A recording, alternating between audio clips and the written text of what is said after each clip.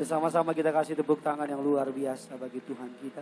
Sama-sama tundukkan kepalamu, kita bersatu di dalam doa.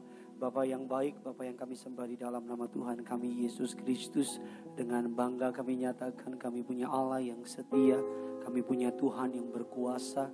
Kami punya Yesus yang tidak pernah berubah dalam kehidupan kami. Kami percaya di bawah kolong langit ini hanya nama Yesus yang memberikan jaminan keselamatan. Di bawah kolong langit ini hanya Tuhanlah yang layak kami sembah, kami agungkan sampai selama-lamanya. Kami telah memuji menyembah Engkau. Tiba saatnya kami akan duduk diam diberkati kebenaran firman Tuhan. Hamba-Mu yang telah Kau tibakan di tengah-tengah umat-Mu, urapi dia. Urapi itu boleh menjadi berkat yang besar bagi umat-Mu. Lidah bibir perkataannya Tuhan pakai untuk memberitakan Injil kerajaan surga. Segala rancangan yang jahat tipu daya iblis, intimidasi kuasa kegelapan yang berusaha mengganggu jalan ibadah di tempat ini. Darah Yesus mengalahkan setiap itu semua, menghancurkan, tidak berkuasa atas setiap kami. Jaringan yang kami pakai Tuhan sucikan, Tuhan kuduskan. Nama Tuhan Yesus yang dipermuliakan. Di dalam nama Tuhan kami Yesus Kristus, setiap kita yang siap diberkati firman Tuhan dengan bangga, sama-sama kita katakan, kita kasih tepuk tangan yang luar biasa bagi Tuhan kita. Silakan duduk kembali saudara. Haleluya, puji Tuhan. Terima kasih atas Tuhan Yesus Kristus atas kepercayaannya bisa melayani pada siang hari ini. Terima kasih kepada Gembala Sidang Gereja Tiberias Indonesia, Bapak Pendeta Dr. Yesaya Pariaji dan Ibu Pendeta Darniati Pariaji untuk kepercayaannya saya boleh melayani di tempat ini. Dan terima kasih kepada Sidang Jemaat Allah yang memenuhi tempat ini. Terimalah salam dari mimbar ini. Shalom Tiberias. Masih bisa lebih besar lagi. Shalom Tiberias. Apa kabar semuanya saudara? Tuhan Yesus itu baik, amin.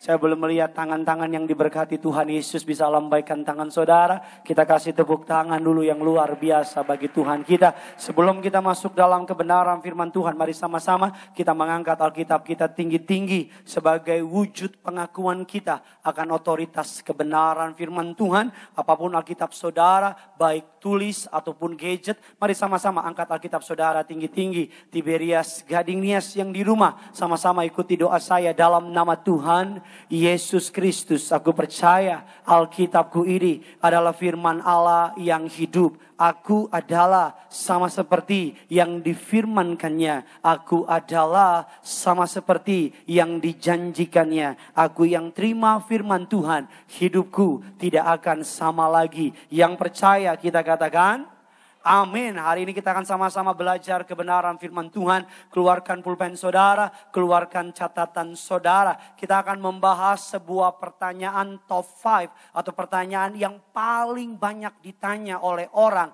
selama saya menjadi hamba Tuhan. Dan ini adalah salah satu pertanyaannya. Tema khotbahnya yang Tuhan taruh di hati saya adalah Am I in God's will? Apakah saya berada di dalam kehendak Tuhan? Bagaimana saya harus memutuskan antara pasangan yang A atau yang B? Bagaimana cara saya memutuskan bekerja di kantor atau keluar dari kantor? Dan apa yang harus saya lakukan dalam kehidupan ini? Ini pertanyaan yang selalu dan selalu ditanyakan oleh setiap kita orang percaya. Dan saya mau bilang sama saudara, Allah yang saudara dan saya sembah adalah Allah yang tidak membuat kehendaknya menjadi sebuah teka-teki yang sulit. Katakan amin. Ketika saya menyiapkan khotbah ini, Tuhan mengasihi sebuah impresi dalam hati saya. Tuhan mengingatkan dalam hati saya, kamu seorang ayah. Kalau anak kamu menanyakan pendapat kamu, kalau anak kamu menanyakan tuntunan dalam hidupnya, kamu akan menjawab dengan mudah atau persulit. Saya bilang pasti dengan mudah. Saya nggak akan mempersulit pertanyaan anak saya. Karena kalau dia bertanya kepada saya akan menjawab dengan mudah. Begitu juga dengan Bapa di surga. Ada banyak orang berpikir Tuhan berbicara hanya dengan suara audible. Anakku, dan sebagainya. Padahal Allah seringkali berbicara dengan cara yang sederhana dan cara yang mudah dimengerti. Kita buka dasar kebenaran firman Tuhan Efesus 5. Ayatnya yang ke-15 sampai dengan ayatnya yang ke-17. Karena hanya 3 ayat kita baca bersama-sama. Yang sudah di sana sama-sama dengan saya katakan saya siap diberkati.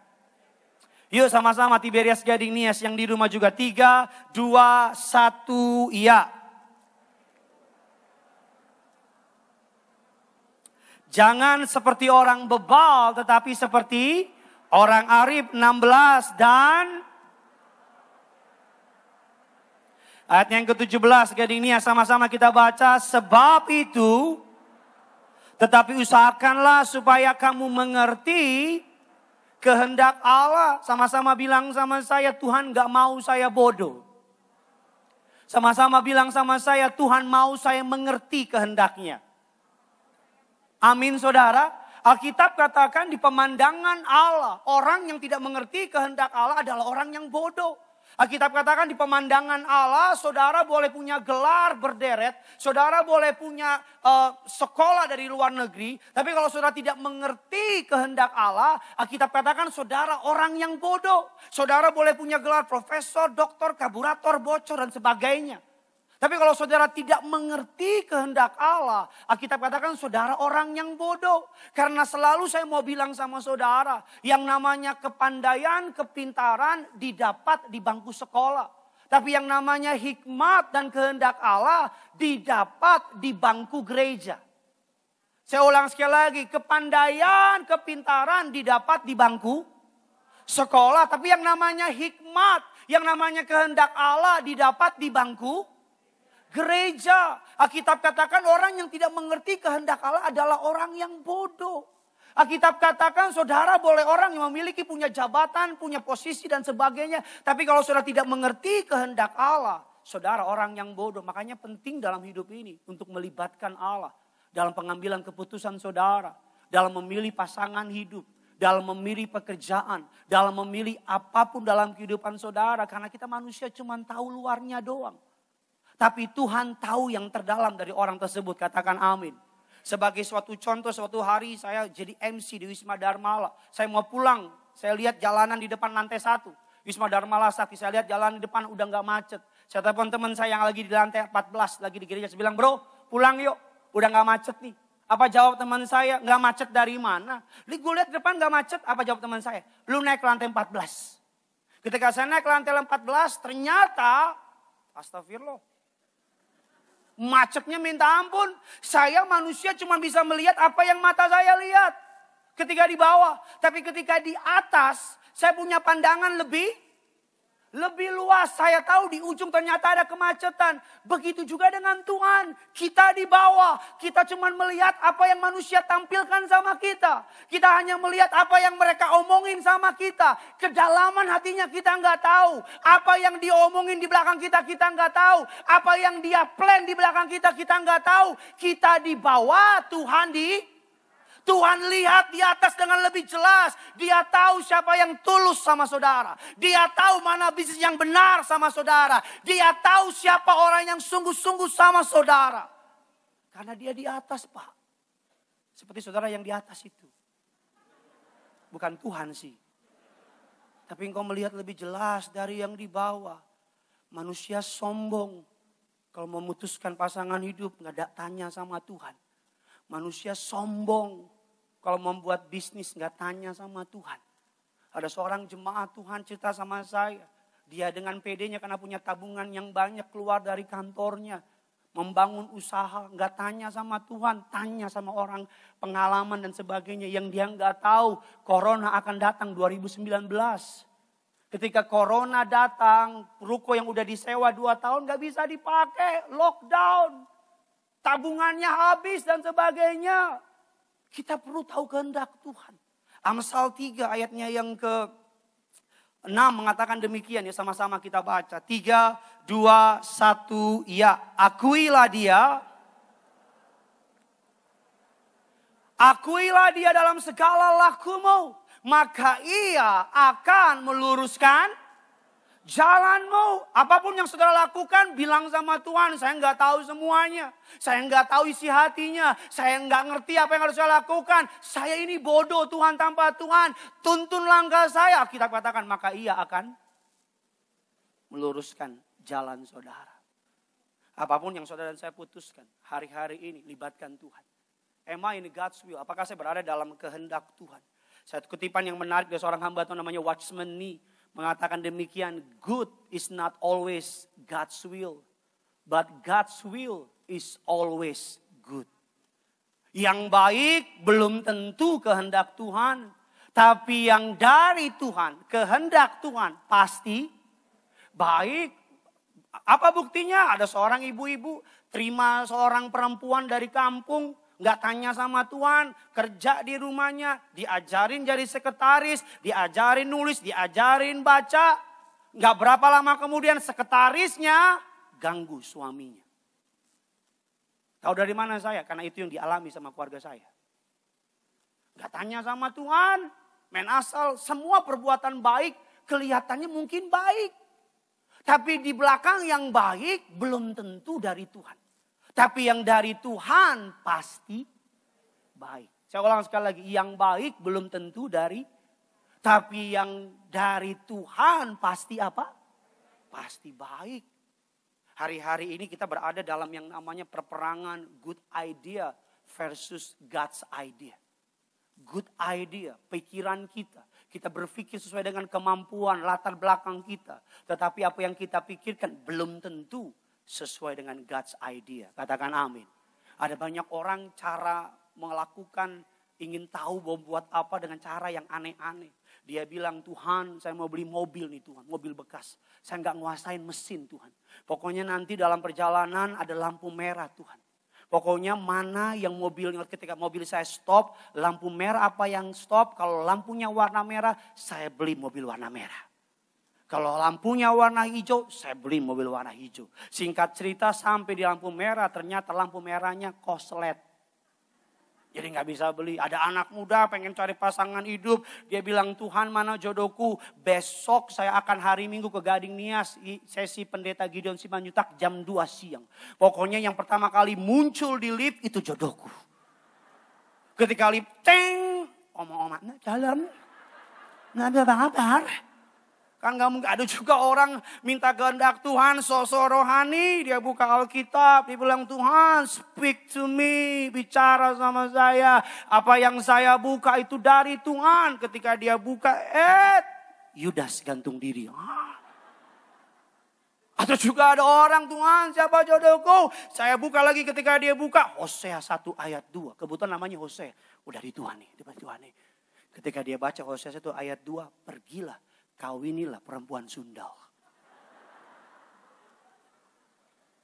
Saya, ada yang ketawa telat di belakang gitu. Saya mau bilang sama saudara, suatu hari Paulus hendak pergi ke Asia. Dalam mimpi roh Tuhan bilang sama dia pergi ke Makedonia, Eropa. Secara geografis Asia lebih dekat untuk didatangi, untuk diinjili. Tetapi Alkitab katakan Paulus pergi ke Eropa. Dan Paulus taat. Karena Paulus taat, Alkitab katakan apa? Injil, mayoritas penduduk dunia hari ini Kristen. Kenapa? Karena Injil diberitakan di Roma dan Yunani. Roma Yunani menjadi pusat dunia pada hari itu. Banyak penduduk warga negara lain datang ke Roma dan Yunani. Kalau Injil diberitakan di Asia lebih dulu, mungkin pemberitaan Injil gak akan semasif sekarang. Apa yang in sebagai contoh kiblat di Amerika, pasti in di Indonesia. Betul apa tidak? Apa yang in di Indonesia belum tentu in di Amerika. Itu yang mau saya bilang. We never know. Kita nggak pernah tahu. Makanya kehendak Allah. Kita masuk dalam inti kebenaran firman Tuhan. Keluarkan catatan saudara. Kita akan belajar lebih dalam hari ini. Apa kehendak Allah dalam hidup kita. Saudara siap diberkati? Kita kasih tepuk tangan dulu yang luar biasa bagi Tuhan kita. Apa kehendak Allah? Ini pertanyaan $1 million. Ini pertanyaan $1 juta. Yang banyak orang tanya, apa sih purpose Tuhan dalam hidup saya? Apa sih tujuan Tuhan saya ada di muka bumi? Bagi saudara young people, anak-anak muda, young generation. Pak Pendeta, apa sih tujuan Tuhan? Apakah saya sekedar di dunia untuk cari duit? No. Apakah saya untuk menjadi getting famous? Enggak. Apa tujuan Tuhan dalam hidup saudara? Kolose 1, ayatnya yang ke-15, sampai dengan ayatnya yang ke-20. Kitab Kolose 1, 15 dan ke-20. Saya baca ayat yang ke-15, saudara baca ayat yang ke-16 dan demikian seterusnya. Ia adalah gambar Allah yang tidak kelihatan, yang sulung, lebih utama dari segala yang diciptakan. 16 saudara.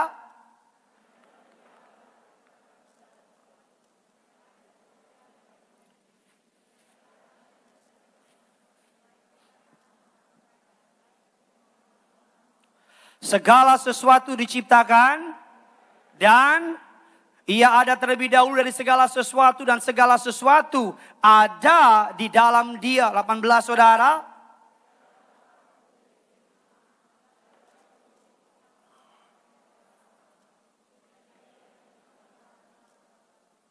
Ayat yang ke-19, karena seluruh kepenuhan Allah berkenan diam di dalam Dia. 20 sama-sama kita baca. Dan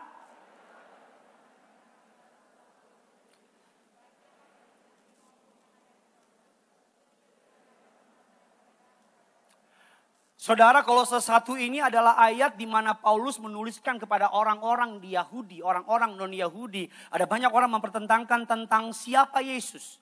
Ada banyak orang berkata Yesus adalah seorang guru atau rabi. Ada juga yang berkata Yesus adalah seorang prophet atau sekedar seorang nabi. Ada juga yang berkata Yesus hanya seorang guru. Ada juga yang berkata Yesus hanya sekedar orang baik. Tapi Rasul Paulus menjelaskan dengan tegas bahwa Yesus sudah ada sebelum dunia dijadikan. Sebelum Abraham, Ishak, Yakub ada, Yesus sudah ada. Terlebih dahulu Yesus adalah kepala dari jemaat. Sebelum singgasana pemerintahan semua ada, Yesus sudah ada terlebih dahulu. Ayat ini hendak menstabilitaskan tentang siapa Yesus. Bagi orang percaya, Yesus Kristus adalah Tuhan. Tapi dalam ayat ini, dalam perikop ini terselip rahasia besar tentang what our purpose in our life, in life. Apa tujuan Tuhan menciptakan saudara? Apa purpose-nya Tuhan membuat saudara ada di tempat ini? Kita lihat di ayatnya yang ke-16. I wish saya tahu ayat ini atau saya tahu revelation ini waktu saya jauh lebih muda dari sekarang. Ayat yang ke-16. Karena di dalam Dia telah diciptakan segala sesuatu. Ayat kuning yang di bawah. Segala sesuatu diciptakan oleh Dia. Sekali lagi, segala sesuatu. Dan sekali lagi garingnya, segala sesuatu. Dan saya kasih sama saudara gambaran besarnya, frame-nya, big frame-nya. Bahwa your purpose, tujuan saudara ada di muka bumi ini. Alkitab katakan saudara dan saya diciptakan oleh Dia dan untuk Dia. Sama-sama bilang sama saya, oleh Dia, untuk Dia. Terjemahan Inggrisnya sangat menarik. Terjemahan Inggrisnya mengatakan purpose of our life to know Jesus and to make Jesus known. Untuk mengenal Yesus dan untuk membuat Yesus dikenal. Katakan amin. Jadi tujuan saudara diciptakan di muka bumi untuk mengenal Yesus dan agar melalui saudara Yesus dikenal. Saya ulang sekali lagi, tujuan Tuhan menciptakan saudara untuk mengenal Yesus dan agar melalui saudara nama Yesus dikenal. Pak Pendeta, saya nggak mau dengar yang terlalu religius. Saya cuma pengen tahu apakah doi jodoh saya apa bukan. Saya hari ini datang cuma mau dengar itu. Pak Pendeta, saya cuma pengen tahu saya harus pindah kerja apa enggak. Saya nggak mau dengar yang terlalu religius. Sabar. Saya sedang kasih gambar besarnya sama saudara. Your purpose in life. Tujuan saudara, Tuhan ciptakan saudara untuk know Jesus. And to make Jesus known. Membuat, mengenal Yesus. Dan melalui saudara, nama Yesus dikenal. Saya sebelum menikah, saya nggak kenal sama sahabat istri saya. Tapi ketika kami mau menikah, kami janjian makan karena sahabat istrinya pengen ketemu sama saya. Ketika saya datang belakangan, karena istri sudah datang duluan, ketika saya sampai, sahabatnya bilang, oh ini yang namanya Gideon, oh ini yang pendeta itu, oh yang ini. Saya nggak pernah ngobrol, nggak pernah follow-followan di Instagram, nggak pernah like-likean. Saya bahkan nggak tahu ada makhluk hidup kayak gitu, kayak begini saya nggak tahu. Tapi ketika dia ketemu saya, dia tahu banyak soal saya. Dari mana dia tahu? Karena istri saya menceritakan banyak hal soal saya ke teman-teman saya. Bahkan kadang-kadang overrated. Lebay. Gideon bisa terbang, bisa hilang dan sebagainya. Tujuan saya kasih saudara big frame-nya. Tujuan Tuhan ciptain saudara untuk mengenal Yesus dan membuat nama Yesus dikenal. Bagaimana untuk bisa mengenal dan membuat nama Yesus dikenal? Gak lain, gak bukan. Kita harus kenal Yesus. Ada seorang jemaat gak pernah ke gereja bertahun-tahun. Gembalanya yang senior datang ke rumahnya dan bilang sama dia, kenapa kamu gak pernah ke gereja? Jawab jemaatnya, saya kecewa sama Tuhan. Karena tiap kali saya tanya sama Tuhan, Tuhan gak pernah jawab saya. Karena gembala ini cukup senior, gembalanya bilang, nak, Tuhan mengasihimu. Dan apa jawab anak muda itu? Mohon maaf Pak Pendeta, gak kedengeran. Nak, Tuhan mengasihimu. Mohon maaf Pak Pendeta, gak kedengeran. Apa jawab pendeta tersebut? Bukan saya gak ngomong, kamu yang kejauhan. Dekat sama saya sini, biar saya bisa dengar. Kita hidup di dunia yang terlalu bising. Terlalu banyak opini orang. Terlalu banyak opini dari sosial media, orang-orang sekitar kita. Semakin kita jauh dari Tuhan, semakin suara Tuhan gak kedengeran. Semakin kita menjauh dari Tuhan, semakin suara dunia yang makin lebih kencang, suara Tuhan semakin hilang. Kalau engkau ingin tahu apa kehendak Tuhan dalam hidupmu, engkau harus mendekat sama Tuhan. Agar semakin kau mendekat sama Tuhan, suara dunia makin gak kedengeran, suara Tuhan yang makin kedengeran. Amin. Bukan Tuhan gak jawab, engkau yang kejauhan. Sebagai contoh, saya ngomong, saudara gak akan dengar. Kalau kita dekat sama Tuhan. Saya kasih sama saudara frame-nya. Gambar besarnya. Your purpose of life. To know Jesus. And to make Jesus known. Katakan amin. Lalu kalau gitu Pak Pendeta, oke, saya tahu tujuan hidup saya untuk mengenal Yesus dan membuat nama Yesus dikenal. Kalau gitu saya kan pekerja Pak Pendeta. Saya boleh kerja enggak? Boleh kerja B enggak? Boleh kerja C enggak? Ini banyak orang Kristen tanya sama saya, pekerjaan apa yang boleh saya lakukan? Apakah saya boleh buat A, B, C, dan D dan sebagainya? Kita buka dasar kebenaran firman Tuhan. Rasul Paulus menggambarkan suatu hal yang menarik dalam ayatnya Kolose 3. Ayatnya yang ke-17. Kolose 3. Ayatnya yang ke-17. Yuk sama-sama kita baca. 3, 2, 1, ya.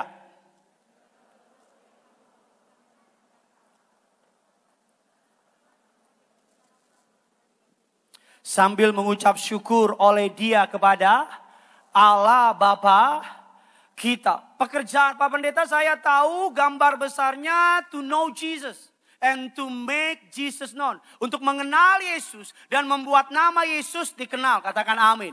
Kalau begitu pekerjaan apa yang boleh saya lakukan? Bolehkah saya jadi YouTuber? Bolehkah saya jadi dancer? Bolehkah saya jadi trader dan sebagainya? Alkitab katakan Rasul Paulus memberikan sebuah revelasi yang menarik. Revelasi yang menarik dikatakan demikian. Dalam Kolose 3 ayat 17.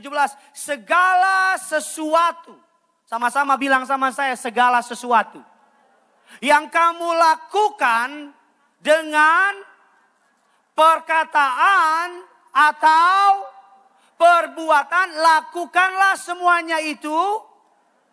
Jadi Rasul Paulus membuka banyak pintu. Saudara tidak perlu pusing melakukan pekerjaan. Apapun pekerjaan saudara, apapun yang saudara perbuat, lakukanlah semuanya itu dalam nama Yesus. Saudara nggak perlu semuanya jadi pendeta. Karena kalau semua jadi pendeta, sopo jemaatnya. Ada banyak orang artis baru bertobat, langsung disuruh tinggalin dunia entertain.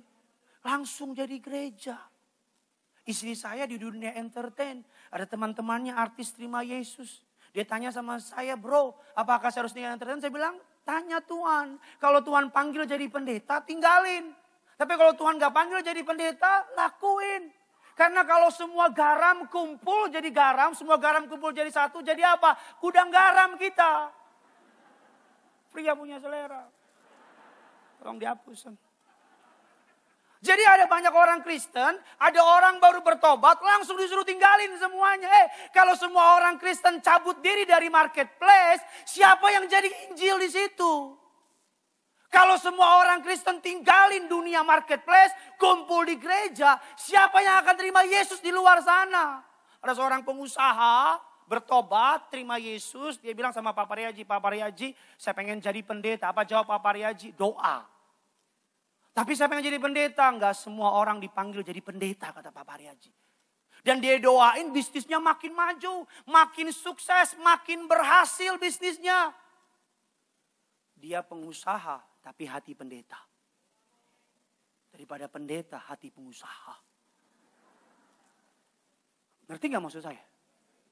Bisa nggak YouTuber muliain nama Tuhan? Bisa. Bisa nggak TikTokers muliain nama Tuhan? Bisa. Bisa nggak jadi gamer nama Tuhan dipermuliakan? Nyanya. Menjawab nggak jawab loh. Saya big frame-nya, apa our purpose in life? To know. Gue pulang aja gimana? Gue udah ulang puluhan kali tadi itu. Gambar besarnya, apa our purpose in life? To know and make Jesus known. Mengenal Yesus dan membuat nama Yesus dikenal. Pak, saya punya mimpi. Saya pengen jadi pemain sepak bola. Boleh enggak? Apapun yang kau lakukan, perkatakan, perbuat, lakukan dalam nama Yesus. Melalui sepak bola, engkau nyetak gol, engkau buka baju, I belong to Jesus. Nama Yesus dipermuliakan. Oh Pak Pendeta, saya pengen jadi aktor. Boleh enggak? Jadi aktor ketika terima piala Oscar. Ini karena Yesus. Nama Yesus dipermuliakan. Pak Pendeta, boleh enggak jadi pengusaha? Boleh, usaha yang benar. Ketika engkau usaha, pengusaha yang secerita sama saudara. Dia bangun gereja di daerah-daerah. Dia bantu pendeta-pendeta di daerah. Dia melakukan banyak pekerjaan yang pendeta gak bisa lakukan. Halo? Shalom? Apa kabar? Jawab lagi lu. Saya kemarin beberapa hari lalu ketemu sama seorang pengusaha. Seorang pejabat negara. Ketemu karena Pak Reji gak bisa, saya yang ketemuin. Saya sama istri ngobrol-ngobrol yang saya salut dari dia. Dia bilang sebagai seorang pejabat negara, ada banyak orang datang bawa bungkusan sama dia, bawa bingkisan. Yang saya pastikan bukan onde-onde isinya. Bawa bingkisan sama dia bilang, Pak saya anak Tuhan, saya tolak bingkisannya. Pengusaha 10 datang bawa bingkisan, saya tolak. Bahkan setiap kali pengusaha datang, dia bilang, saya kasih kamu bingkisan, kata pejabat ini. Apa ada bingkisannya? Saya ceritain soal Yesus sama kamu. Ini mau saya bilang sama saudara. Jangan mengotak-ngotakkan pekerjaan Tuhan. Yang membuat sebuah pekerjaan suci dan kudus bukan pekerjaannya. Tapi motivasi di balik pekerjaannya. Seorang hamba Tuhan namanya R.W. Tozer mengatakan demikian. Ini kutipan yang menarik dikatakan. It is not what a man does that determines whether his work is sacred or secular. Dikatakan it is why he does it. The motive is. Saya mau tanya, jadi pendeta suci apa enggak?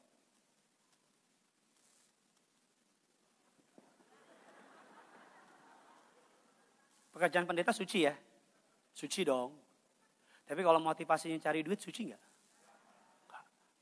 Jaga di nightclub, narkoba, perempuan ngaco. Tapi selama jaga diberitain Injil, beritain Yesus. Bagus apa enggak? Bagus. Bukan berarti habisin kau ngelamar jadi security di nightclub. Tuh pendeta Gideon boleh bilang, Bu. Bukan, maksud saya gini loh. Bukan pekerjaannya, tapi motivasi kau melakukannya. Paham maksud saya? Gambar besarnya mengenal Yesus dan membuat nama Yesus dikenal. Pak, saya orang marketplace. Apakah saya harus gabung ke gereja? Belum tentu. Kalau engkau di luar, engkau anak band, tapi pulang dari konsermu, teman-temanmu pada tidur sama teman-temannya, sama penggemarnya, saudara tidur sama Tuhan. Orang bilang, beda ini orang. Orang akan tanya, siapa dia? Pengikut Yesus. Kalau engkau seorang pejabat negara, orang bilang pejabat semua pada korup, PNS pada korup, tapi saudara jaga integritas, jadi berkat, orang akan bilang, loh kok dia beda sama yang lain? Bisa ngerti sampai di sini? Jadi gambar besarnya untuk mengenal Yesus dan membuat nama Yesus dikenal. Pekerjaan apa yang boleh saya lakukan? Apapun, selama saudara berada di frame.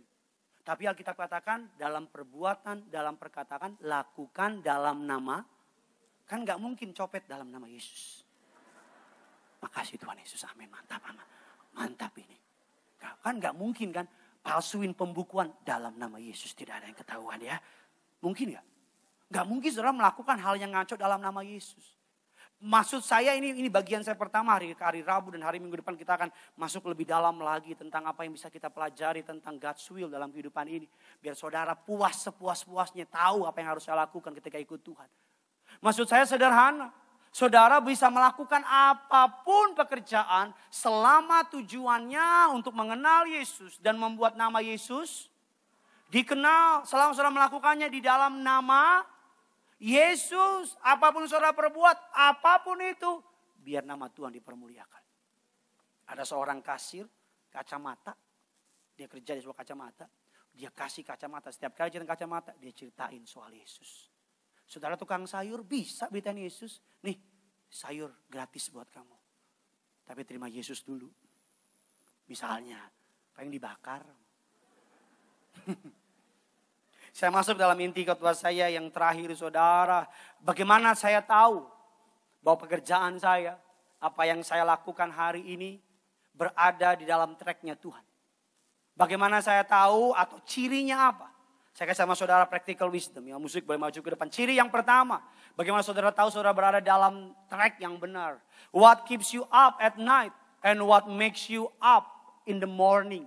Ini ciri yang pertama. Kalau saudara melakukan sebuah pekerjaan, apa yang membuat saudara tengah malam tidur bergadang, gak pernah ngerasa bekerja kayak gimana banget. Kalau saudara bangun pagi, gak pernah ngerasa susah bangun pagi. Karena saudara suka melakukan itu.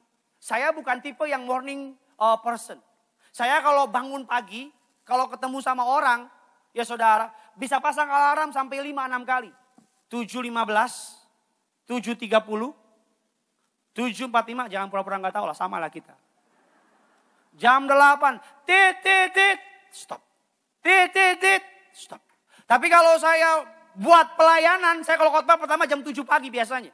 Dan biasanya itu bangun bisa jam 5 atau setengah 6. Jadi kalau bangun, tit, langsung saya stop. Saya bangun, saya doa, saya ambil anduk, terus tidur lagi. Gak lah, saya bangun. Saya bangun anduk, saya berangkat. Saya kalau nyiapin khotbah bisa sampai jam 3, jam 4 subuh. Saya gak pernah komplain. Karena saya tahu it's my life. Howard Schumann mengatakan demikian, sebuah kutipan yang menarik.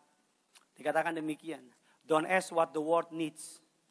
Ask what makes you come alive and go do it. Apa yang membuat engkau bangun pagi gak ngerasa berat. Itu grand gesture dari Tuhan. Apa yang membuat engkau kerjain malam-malam gak pusing. Grand gesture. Yang kedua kita cepat saja, apa cirinya? Yang kedua adalah what are you best at? Engkau tuh hebat di mana? Ingat waktu kecil engkau jago di mana? Saya waktu SMA, saya kelas 2 antara IPA atau IPS. Nilai saya bisa masuk IPA, bisa masuk IPS. Tapi dari kecil saya lemah sama mata pelajaran mafia. Matematika, fisika, kimia saya lemah. Ya lemah saya. Saya pokoknya IPS sejati, Ikatan Pelajar Sukses. Jadi saya kalau kimia, rumus, aduh minta ampun. Aljabar, aduh astagfirullah. Algoritma, aduh minta ampun Tuhan tolong. Puji Tuhan, tapi saya kuat ingat-ingatan. Sejarah, sampai sekarang saya masih ingat Imam Bonjol, di mana Bonjol saya masih ingat.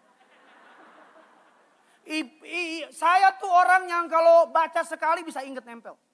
Puji Tuhan ketika jadi pendeta, nggak ada hitung-hitungan.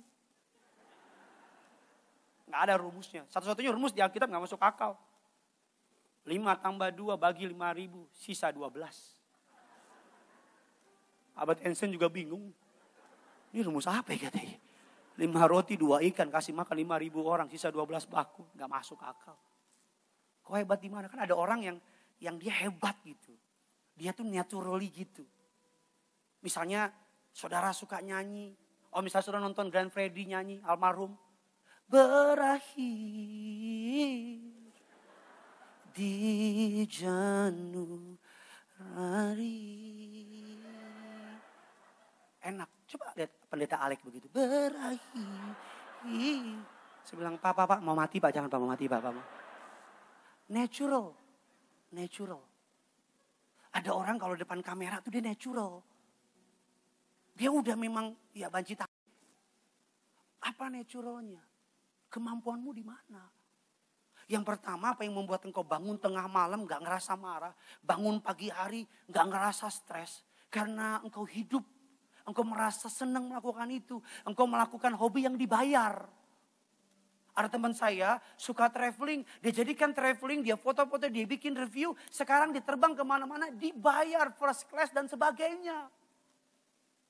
Kita bukan robot yang tiap hari dibangun melakukan yang kita nggak suka. Engkau punya pilihan. Kalau nggak suka, cari tahu karena ada sesuatu dalam dirimu yang terperangkap. Dan saudara perlu keluarkan.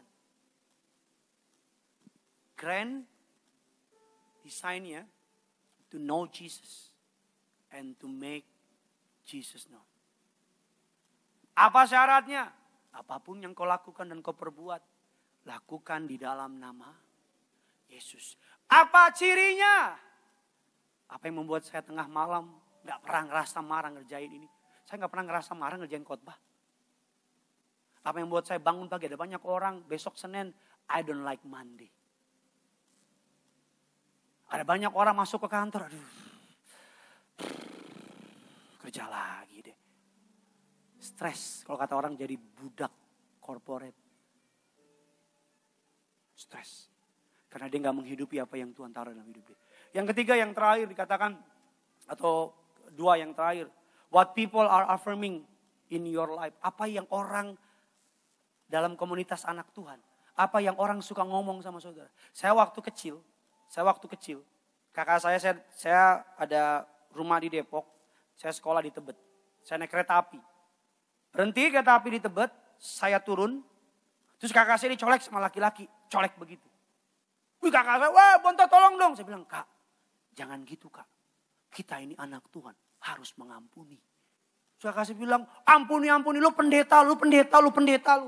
Saya masih SD tuh. Pendeta lu. Saya gak pernah mikir jadi pendeta. Saya jadi choir 2003 di Sarbini lagi doa. Karena yang datang doa, gak datang karena terlambat. Saya yang pimpin doa. Saya gak sadar lagi doa. Pak Paryaji datang dari pintu belakang. Dia dengar lagi doa, dia diem sama ibu. Selesai saya doa, saya kaget lihat Pak Paryaji. Dia deketin saya, cuma bilang gini, anak muda, kamu jadi pendeta. Dia pergi. Teman saya bilang, pendeta lu. Saya bilang, iya. Apa yang orang suka bilang, mungkin orang bilang gini sama saudara. Masakan lu ini enak. Lu masak lebih enak daripada restoran tuh ayam itu. Lu mendingan buka catering deh. Lu tuh kalau ngejahit bagus banget jahitan lu. Lu mendingan buka usaha jahitan. Lu tuh orangnya tuh organize banget. Lu mendingan buka IO deh, WO kek. Lu tuh kalau bersikap palsu banget. Lu jadi artis deh gitu misalnya.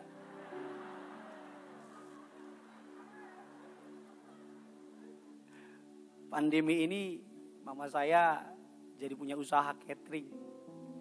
Nama cateringnya catering Oma Yanti. Mama saya sekarang kalau saya bilang, maaf ya Bontot telat kirim bulanan. Dari Swiss belum cair. Saya bilang. Mama saya bilang, gak usah nak, mama udah punya pendapatan. Tiap hari dia kirim restoran makanan ke restoran. Ke perusahaan Jepang, perusahaan Korea 50, 60, 100 tiap hari. Mama harus bangun pagi nih, saya bilang, kenapa mah? Ada 4 pegawai mama, nunggu perintah mama. Wih gaya dalam hati sama saya. Gaya nih mama saya. Mama saya hidup loh. Dia gak pernah capek, dia bangun pagi karena dia suka masak. Anak saya sekarang gini saya lagi suka masak. Saya bilang, ya Tuhan masa jadi koki sih anak gue. Pendeta kayak apa gitu saya bilang. Ya tapi istri saya bilang, kan kamu yang khotbah. Bukan pekerjaannya. Tapi melalui pekerjaanmu, nama Tuhan dikenal. Amin. Bu, kalau anakmu pengen jadi gamer, asal tujuannya untuk kemuliaan nama Tuhan. Dan saudara tahu dia jago, tapi kalau on jangan dikasih. Ya kan ada kan, sekarang gamer, ada jemaat loh. Dia follow saya, ngobrol sama saya. Followernya 5.500.000, ya ampun. Kalah pendetanya. Tolong bantulah follow. Follow semua komen-komen, kasih love. Iya, saya tanya berapa penghasilannya? Ya, endorse begini-gini. Ratusan juta. Siapa bilang jadi gamer gak bisa hidup? Kalau anak saudara suka bikin vlog, hai, lagi di toilet nih. Dukung. Maksud saya gini, gak semua orang dipanggil jadi pendeta. Tapi semua orang dipanggil jadi pelita. Amin. Yang keempat, yang terakhir, what are you willing to sacrifice for? Harga yang mau kau bayar. Harga yang mau kau bayar. Grand design-nya to know Jesus and to make Jesus known. Mengenal Yesus dan membuat Yesus dikenal. Apakah saya melakukan pekerjaan? Apapun yang kau katakan, kau perbuat, lakukan dalam nama Yesus sambil mengucap syukur. Saudara sudah tahu pekerjaannya boleh dan sebagainya. Dan apa yang membuat engkau pekerjaan, apa yang saya lakukan. Apa yang membuat engkau malam kerja gak ngerasa capek. Bangun pagi gak ngerasa seperti dikejar-kejar dan sebagainya. Dan apa yang membuat engkau the best di situ. Kalau memang engkau jago nyanyi, dalemin nyanyi saudara. Supaya engkau jadi artis atau penyanyi yang ternama. Dan apa yang orang suka bilang. Kadang-kadang Tuhan tuh suka pakai orang sekitar kita. Untuk menyampaikan maksudnya dalam hidup kita. Kadang-kadang orang Tuhan suka pakai orang-orang dalam Tuhan. Ya tentunya dibilang gini. Gue lihat-lihat, lu tuh cocok jadi gini. Dari kecil saya kalau suruh pimpin doa, orang udah bilang, gue yakin lu jadi pendeta. Sebelum apa sih? Saya jadi choir, joget-joget. Ada oma-oma bilang, nah dengar perkataan oma. Suatu hari nanti kamu jadi pendeta di Tiberias. Saya gak tahu. Tapi perkataan oma. Yang keempat, harga yang mau kita bayar. Ada banyak orang cuma melihat kesuksesan yang di atas. Tapi gak lihat di bawah air mata, doa, dan sebagainya. Di sebuah wisuda sekolah tinggi teologi, saya mewakili sinode. Datang ada seorang anak muda, Pak Pendeta doain saya. Dia baru lulus jadi sarjana teologi. Doa apa? Supaya saya bisa jadi kayak Pak Paryaji. Saya bilang, you yakin? Yakin. You tahu saya Pak Paryaji? Diceritain Pak Paryaji bangkitin orang mati bla bla bla bla. Oke. You tahu harga yang dia bayar untuk jadi kayak sekarang? Apa harganya? Tuhan vonis dia kanker otak, gak bisa sembuh. Tuhan hajar, Tuhan proses. Tuhan Pak Paryaji setiap hari menurut yang saya tahu dan saya yakin ini benar. Tiap hari punya jam doa 2-3 jam tiap hari gak pernah lepas.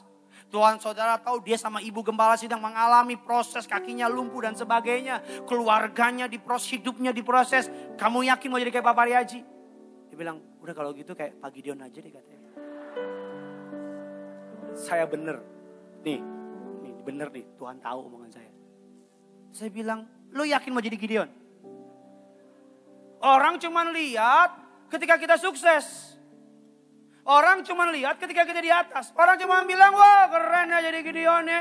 Asisten gembala sidang, wah mantap ya. Khotbahnya sesinya banyak, wah khotbah tempat-tempat besar. Yang dia nggak tahu harga yang dibayar di bawah ini. Kalau saudara berani iri sama mobil orang, iri juga dong sama kerja kerasnya. Kalau saudara berani iri sama rumah orang, iri juga dong sama kerja kerasnya.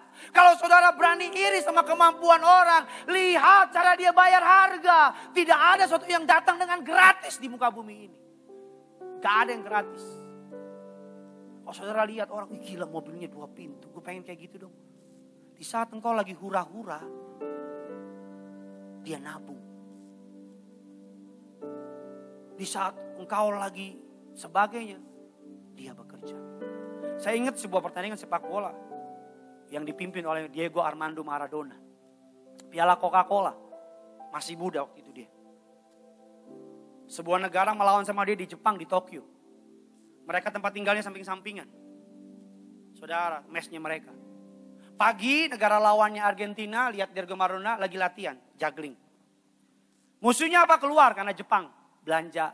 Lagi di Jepang belanja, ketawa-ketawa.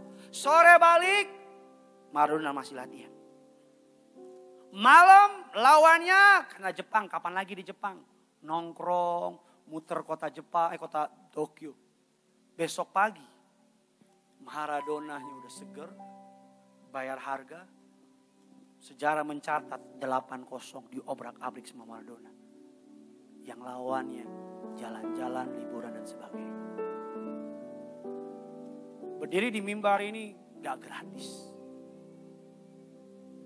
Tiap kali nyiapin khotbah stres kepala.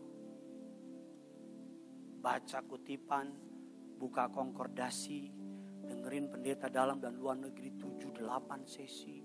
Bangerin baca, buka lagi Alkitab, cari lagi kamusnya, catat-catat lagi. Berlututnya dan sebagainya.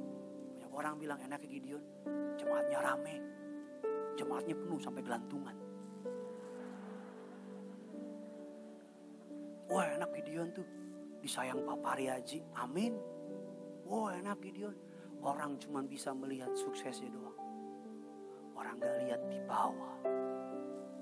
Jam-jam berlututnya, jam-jam hancur hatinya. Orang lihat Pak Pariaji, wah gerejanya besar, yang orang gak tahu.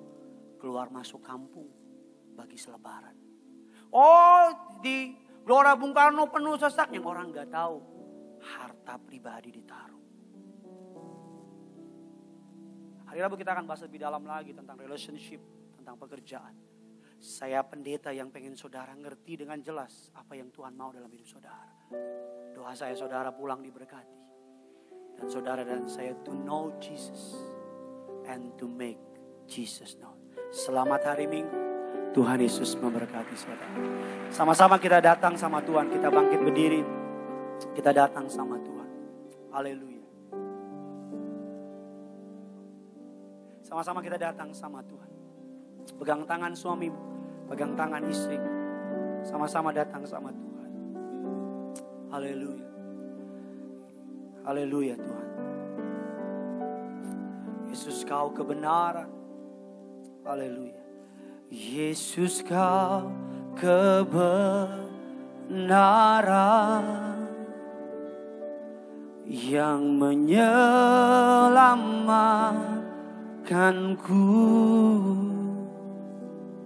Kau memberikanku hidup dan pengharapan.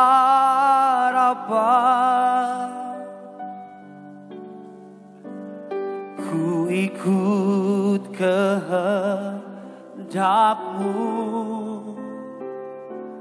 Ku perlu anugerah-Mu. Ku nyatakan janjiku kepadamu. Sama-sama sambil angkat kedua tanganmu tiba. Kalau ku hidup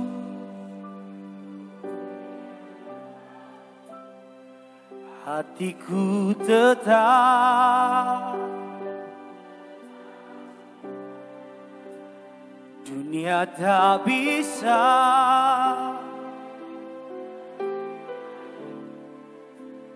dari kasih-Mu. Ini janji kami sore hari. Selama ku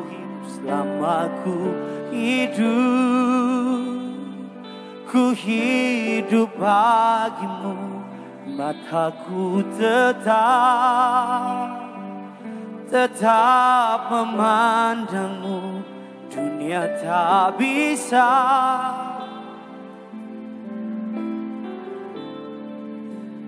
dari kasih-Mu. Sama-sama kita kasih tepuk tangan bagi Tuhan kita dengan iman percaya. Yesus kau kebenaran yang menyelamatkanku. Kau memberikanku hidup dan pengharapan. Bilang sama Tuhan sore ini, ku ikut kehendak-Mu. Tapi kami minta anugerah-Mu Tuhan. Ku perlu anugerah-Mu. Ku nyatakan janjiku pujiku kepadamu.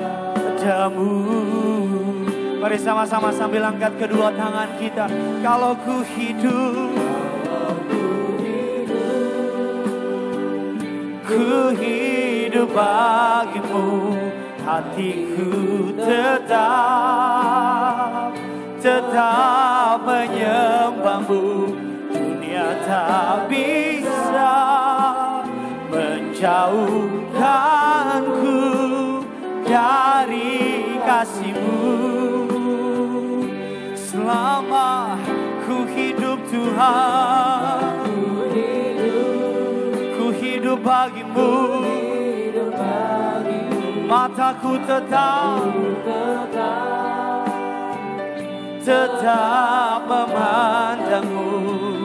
Tiada bisa menjauhkanku dari. Mari sama-sama kita kasih tepuk tangan. Kemuliaan bagi Tuhan kita. Sama-sama katakan, ku hidup bagimu, hatiku tetap menyembahmu. Dunia tak bisa menjauhkanmu dari kasih-Mu.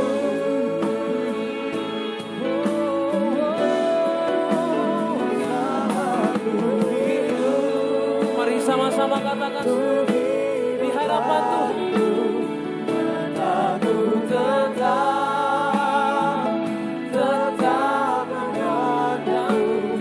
Dunia tak bisa menjauhkanmu dari kasih-Mu. Kita berikan tepuk tangan yang terbaik bagi Tuhan Yesus Kristus, saudara. Mari bersama-sama kita satu dalam doa. Kami mengucap syukur Tuhan Yesus untuk kasih-Mu, terlebih untuk kesempatan yang indah bagi setiap kami umat Tuhan di siang menjelang sore hari Tuhan, untuk terima yang terbaik pemberitaan firman Tuhan ya Bapa. Terima kasih Tuhan Yesus untuk segalanya. Jadikan setiap firman Tuhan menjadi rema dalam hidup kami. Karena Roh Kudus pimpin setiap kami Tuhan. Mampukan setiap kami menjadi pelaku firman Tuhan di dalam nama Tuhan Yesus Kristus. Sebagai tanda ucapan syukur kami Tuhan, untuk setiap kebaikan-Mu yang telah Kau kerjakan dalam hidup kami. Sebentar kami akan berikan persembahan kami terlebih dahulu sebelum kami menyatu dengan tubuh dan darah Tuhan Yesus Kristus. Kami doa setiap persembahan kami boleh menjadi alat Tuhan, boleh memperluas kerajaan-Mu ya Tuhan Yesus Kristus. Banyak bilangan orang benar dinyatakan lewat gereja kami Tuhan. Dalam nama Tuhan Yesus, berkati setiap pekerjaan, usaha, sekolah, studi, apapun kami kerjakan, kami percaya Tuhan Yesus sertai Tuhan Yesus buat kami berhasil di dalam nama Tuhan Yesus Kristus. Haleluya. Yang percaya mari sama-sama katakan tepuk tangan dahsyat bagi Tuhan Yesus Kristus.